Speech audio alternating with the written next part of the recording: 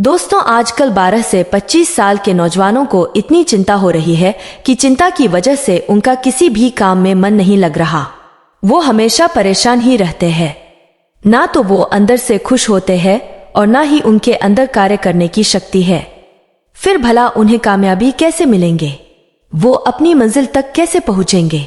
इसीलिए दोस्तों, आज की इस कहानी को जरा ध्यान से सुनिएगा, क्योंकि ये कहानी आपकी जिंदगी बदलने वाली है। तो चलिए कहानी शुरू करते हैं। एक समय की बात है। गौतम बुद्ध से उनके एक शिष्य ने एक बार पूछा कि महात्मा, क्या ऐसा संभव है जो मैं मेरे मन में सोचूं वो सारी चीजें अपने आप मुझे मिलना शुरू हो जाए? बुद्ध बोले, ऐसा संभव तो है, लेकिन क्या इसके लिए तुम ये दो चीजें कर पाओगे? शिष्य बुद्ध से बोला, क्या सच में ऐसा संभव होता है? अगर हाँ तो महात्मा मुझ पर कृपा कर मुझे बताइए, ऐसा होना कैसे संभव है? मैं इसके लिए कुछ भी करूंगा। बुद्ध शिष्य से बोले, तो सुनो, तुम अपने मन में जो चाहो वो तुम्हें मिलने लग जाए। इसका पहला उपाय यह है कि तुम्हें अपने मन को अपने नियंत्रण में लाना सीखना होगा। जब तुम्हारा मन पूरी तरह से तुम्हारे काबू में आएगा, तब उस दिन तुम्हें अपनी मनचाही चीजें मिलना शुरू होंगी। शिष्य बुद्ध से बोला, लेकिन गुरुजी, मन को वश में कैसे लाया जाता है और इस समस्या का दूसरा उपाय क्या है? बुद्ध शिष्य से कहते हैं, मन को वश में लाने का सबसे पहला और महत्वपूर्ण उपाय अपनी इंद्रियों को संयमित करना होता है। तुम्हारे पांचों इंद्रियां जब तुम्हारे वश में होंगी, तभी तुम अपने मन को वश में करने में कामयाब हो पाओगे।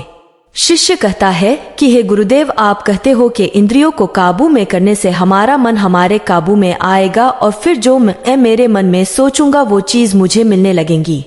लेकिन गुरुदेव, इंद्रियां तो मेरे काबू में है। मैं जैसे चाहूं वैसे अपने हाथों को, आंखों को या फिर पैरों को हिला सकता हूं। फिर मुझे जो चाहे वो चीजें क्यों नहीं मिल पाती?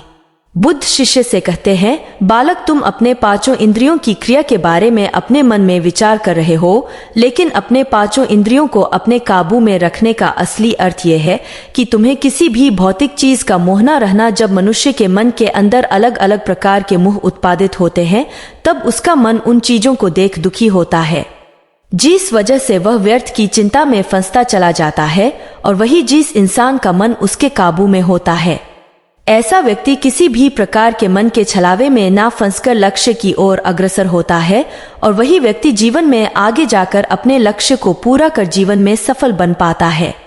शिष्य कहता है, हे महात्मा, मन को वश में करने का सही उपाय क्या है? किस प्रकार मैं अपने मन को अपने वश में ला सकूंगा? और गुरुदेव, दूसरा उपाय क्या है जिससे मैं अपनी मनचाही चीजों को पा सकता हूँ? बुद्ध शिष्य से कहते हैं, अगर तुम्हें अपने मन को वश में करने का उपाय पता करना है तो तुम सामने दिख रहे पेड़ के नीचे 1 महीना हर दिन 2 घंटों के लिए मौन रहकर ध्यान करना सीखो। जैसे ही तुम्हारे इन 30 दिनों का सफर खत्म होगा, वैसे ही तुम्हें अपने मन को में करने का उपाय मिल जाएगा। जिस दिन तुम्हें अपने मन को काबू में करने का उपाय पूरी तरह से हो गया, उसी दिन से तुम अपने मन में जिस भी चीज का विचार करोगे वही चीज तुम्हें प्राप्त होना शुरू होगी। अगर तब तुम पैसे के बारे में या फिर संसार में मौजूदा किसी भी चीज के बारे में अपने मन में विचार करते हो, तो वो विचार तुम्हें अपनी मनचाही चीज को प्राप्त करने में तुम्हारी मदद करेगा। पर इसके लिए तुम्हें अपने मन को वश में कर पाना अत्यंत जरूरी है। जब तुम अपने मन को वश में कर लोगे, तभी मैं तुम्हें दूसरे उपाय के बारे में बताऊंगा। को प्रणाम करके कहता है, ये तो काफी आसान कार्य है। 1 महीना ही क्या, मैं 1 साल तक 2 घंटे उस पेड़ के नीचे बैठ सकता हूँ? आप मुझे आज्ञा दें, कल से ही मैं ध्यान में बैठने के लिए तैयार हूँ। वो दुशिष्य से बोले, ठीक है, तुम पहले 30 दिन उस पेड़ के नीचे मौन रहकर ध्यान करके दिखा दो, फिर हम आगे बात करेंगे। उस शिष्य को लगता है, गुरुदेव ने तो मुझे बहुत ही आसान कार्य सौंपा है, इसे तो मैं बहुत ही आसानी पूर्वक कर सकता हूँ, इसमें कौन सी बड़ी बात है? 1 महीना पेड़ के नीचे ध्यान ही तो लगाना है, इसे मैं आसानी से कर सकता हूँ। शिष्य दूसरे दिन गौतम बुद्ध को प्रणाम कर उस पेड़ के नीचे मौन रूप से बैठ गया। 3-4 दिन तक ऐसे ही चलता रहा। शिष्य हर दिन बुद्ध के पास जाता है, उनको प्रणाम करता और उस पेड़ के नीचे जाकर मौन रूप से ध्यान करना प्रारंभ करता। लेकिन जब छठे दिन रोज की तरह शिष्य उस पेड़ के नीचे बैठने गया, तब उस समय उसका मन बेकाबू होने लगता है। उसके मन में अलग अलग चीजों के विचार आना शुरू होते हैं।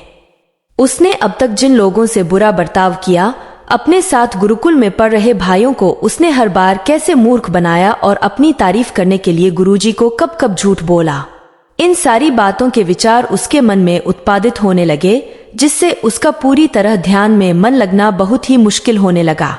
थोड़े दिन बीते। आज उस शिष्य का मौन रहकर ध्यान करने का 17वां दिवस था, लेकिन उसके मन में बार बार आते हुए गलत विचार उसे ध्यान को ठीक से करने नहीं दे रहे थे।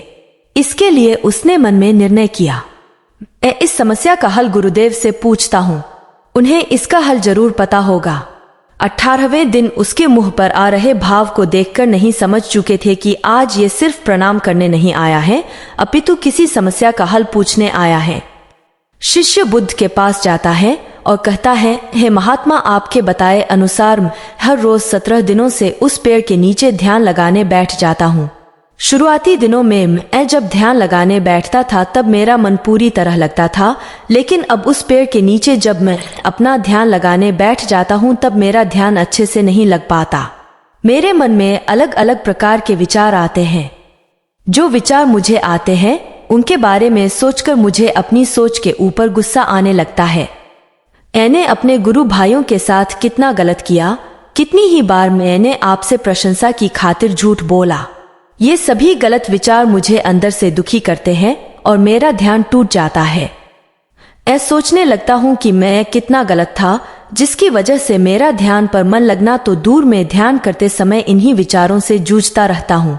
हे महात्मा, मुझ पर कृपा करे और मुझे इन गलत विचारों को अपने मन से पूरी तरह खत्म करने में सहायता कीजिए।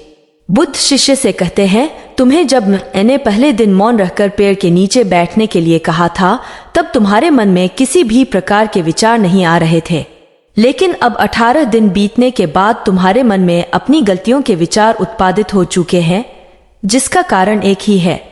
जब तुम अपने गुरु भाइयों के साथ मस्ती करते थे और सबको अपनी तारीफ करने के लिए झूठी कहानियां सुनाते थे, तब तुम शांत रह रहे अपने मन से बातें ना कर पाए। पूरे दिन गुरु भाइयों के सामने बढ़ावा करने में समय व्यतीत करते थे, लेकिन जब तुमने अपने अंदर अपने मन से बातें करना प्रारंभ किया तो तुम्हें अपने आप ही अपनी गलतियों के बारे में विचार आने शुरू हुए, जिसका कारण एक ही है। व्यक्ति अपने आप से किसी भी सवाल को पूछता नहीं है। लोग शांत रहकर खुद से बात करना पसंद नहीं करते और दूसरों से अपनी समस्याओं का हल पूछकर उदास होते हैं।